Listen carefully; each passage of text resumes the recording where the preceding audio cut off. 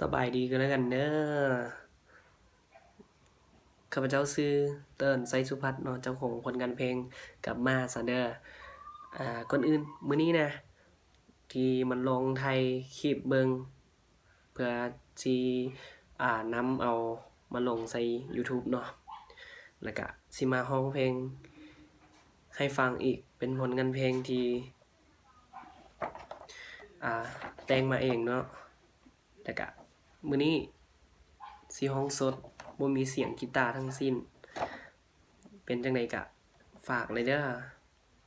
เอามาฟังกันเลยเนาะเจ็บปวดหลายเหลือหลายเหลือก็ยังบ่พอเว้าด้วยคำขอเตือนส่ำใดก็ยังบ่ฟังเจ็บจนปางตายจนหัวใจสิเพพังปานนั้นบ่เคยสั่งยังหักเขาอยู่ย้อนว่าหัวใจ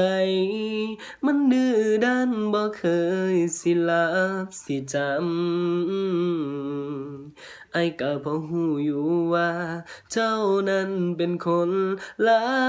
ยใจหลอกให้หลงหัก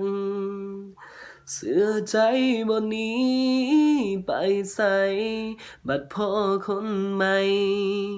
บอกลาจักคำก็บ่มีสมใจแล้วบ่ใจบ่มักดีรู้สึกลักดีที่ได้รับความเจ็บรู้อยู่ว่าเขาบ่ฮักจริงก็ยังสิคิดควงแค้นเจ็บหลายเทื่อซ้ำจนแค้นก็ยังบ่รู้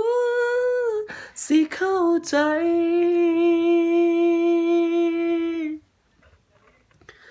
ยอมรับความจริงความหักเหตุใจได้ยากกับการให้ลืมไผคนหนึ่ง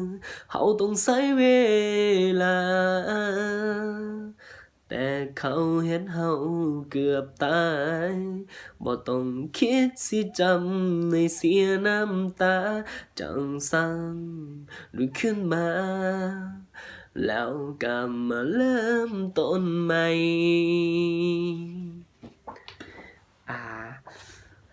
ฝากให้ก็แล้วกันเด้อถึงสิบ่ม่วนก็ฝากติดตามตอนต่อไป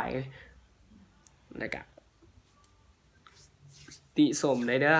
เดี๋ยวสิเอามาแก้ไขแล้วก็มาเรียนศึกษาต่อแล้วก็สิเฮ็ดให้ดีที่สุดนี่เป็นเพียงตัวอย่างเนาะตัวอย่างบ่ได้แม่นจริงจังเดี๋ยวยังสิไปแกะใส่กีตาร์แล้วก็สิมาร้องให้ฟังอีกนะวันนี้เอาส่ำนี้ก่อนขอขอบใจ